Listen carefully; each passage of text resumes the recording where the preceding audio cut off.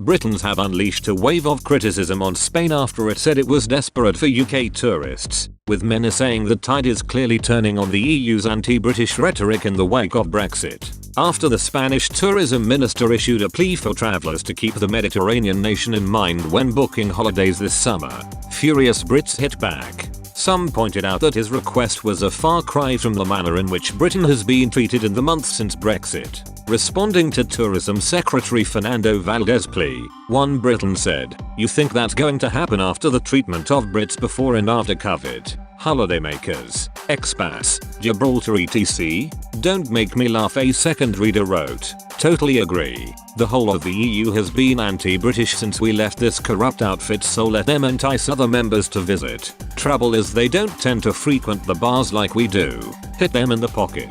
It's get your own back time." And yet a third said, "It wasn't that long ago the Spanish were saying how they wished British holidaymakers would stop going to their country." The reader said the pandemic had decimated their country and suddenly the Spanish are saying come back British. All is forgiven after the UK left the EU. They added, "I will holiday elsewhere and leave Spain to the 241 happy hour crowd." Another person said regardless of promises of hospitality and a warm welcome for British tourists in Spain, the damage has already been done. They added, "Holiday anywhere but in the EU." One man said he simply could not pay to holiday in Spain over the way it has treated the UK on the Gibraltar issue. As recently as this week, Spanish former foreign minister and sitting MEP José Manuel García Margallo claimed his country had to fight to regain control of the British overseas territory. The reader wrote, "Well, thank you for the invitation.